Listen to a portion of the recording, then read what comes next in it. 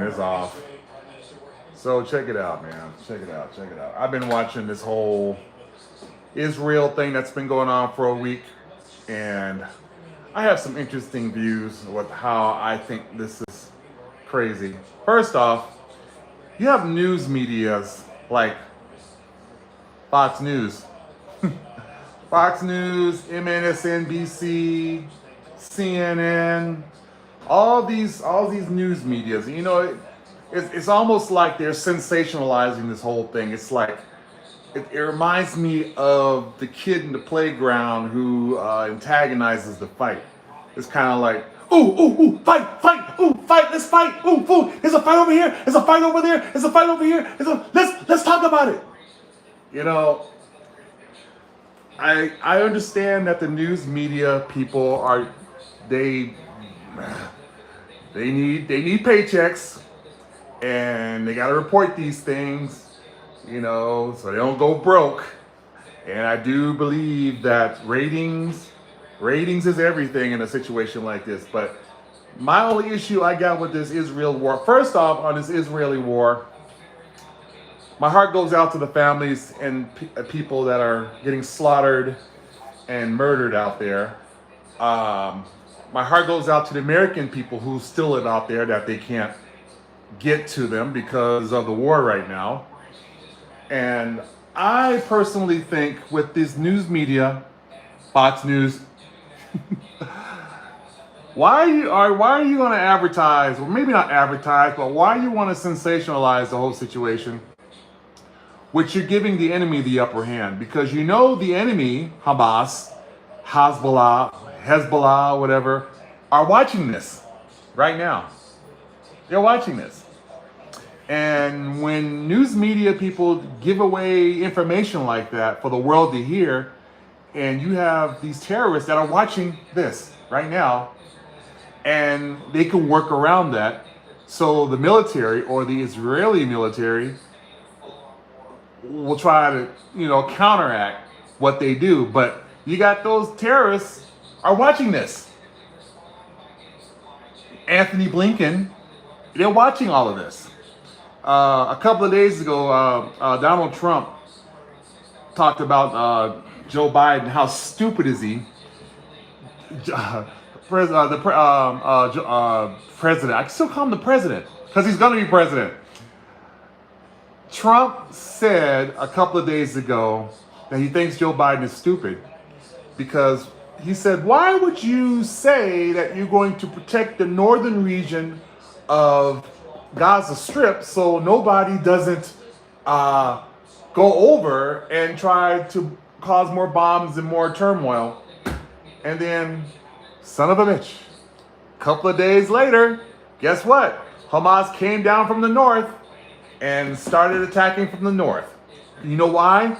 Because they're watching this.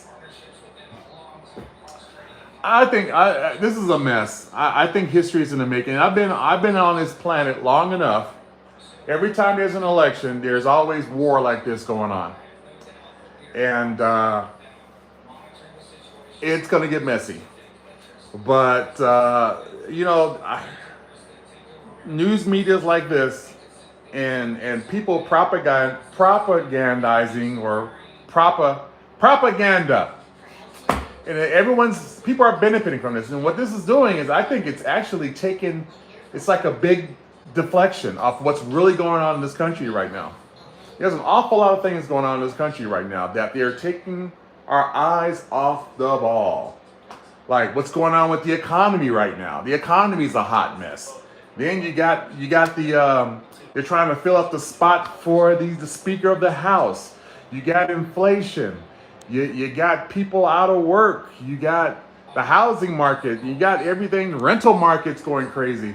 And you don't see them talking about that. So there's actually something bigger going on besides this right now. This is just a distraction right now. And you notice they haven't really talked about the presidential candidates yet at all, because they're focusing on this, which is fine. But, you know, there needs to be better ways of trying to report news. And, you know, it's a money maker. It's a money generating machine. War is a money generating machine. You know, we try to get into as many wars as we can because that makes money. I don't understand that. I really don't understand that. We want to have as many wars as we can because it's a big money maker. And that's why our national defense is like through the roof because they're spending more money on military than on the American people right now. And that's a whole nother rant I don't even want to talk about because, you know, you spending your money on wars, you should be spending money here in our country right now. You should be like supporting our borders right now because, you know, you got people coming from the borders. You know, you got Venezuelans, you got Mexicans, you got Nicaraguans, you got Asians, you got Iranians, you got everybody coming from the border. What makes you think that there's going to be a terrorist in this country right now? Can you say 9/11? Because there's a such things as sleeper cells. Yeah, sleeper cells. You know, they're getting all these immigrants and people are being put all over the United States to put them somewhere. How many of those you think are Hamas? How many of those you think are terrorists? How many of those you think are domestic terrorists? And all they need to do is put all these people all over the United States. And what happens? And if it's Hamas that's coming over the borders, what makes you think that they're going to do another 9/11 attack of some kind? Think about it. All they got to do is the sleeper cells get the message to go, okay, attack. How many mall bombings all at the same time? You know, movie theater bombings all at the same time. Fires all at the same time. You think we can control that? You think we can handle all that? So I think there's something big that's about to happen. That's just my view, because you know, that's how I feel. But you know, I'm in my mid-50s, and I've seen this so much, even way back in the Jimmy Carter administration.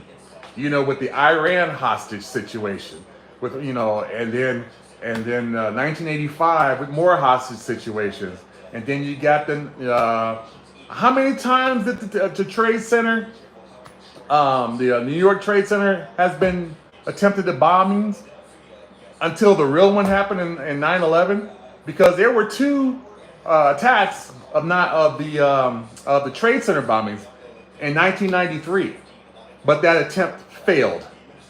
And in 2001, they got it right and took down the whole building. So, yeah. Anyway, that's my views, because it's news medias like this. Mr. Joe Biden right here, yep, our president. But you got news medias like this who are just like sensationalizing this whole thing. Like, it's exciting for them to report these things. And actually, it's quite depressing.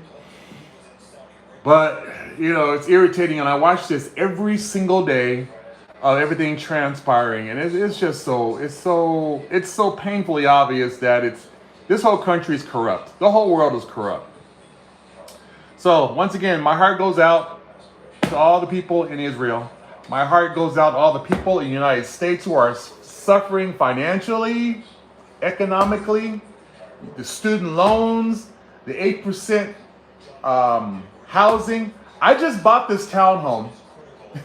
I have a 2-bedroom, 2-bathroom townhome that's 1,100 square feet, and I have a credit score of 800, and I'm still paying 8% interest rate for this house.